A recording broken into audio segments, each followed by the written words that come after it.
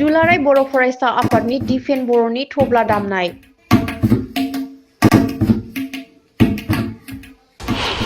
गोसो होना दामदों आरो दामदों, मा थाल दामनो नाजादों मिथिगौ ना?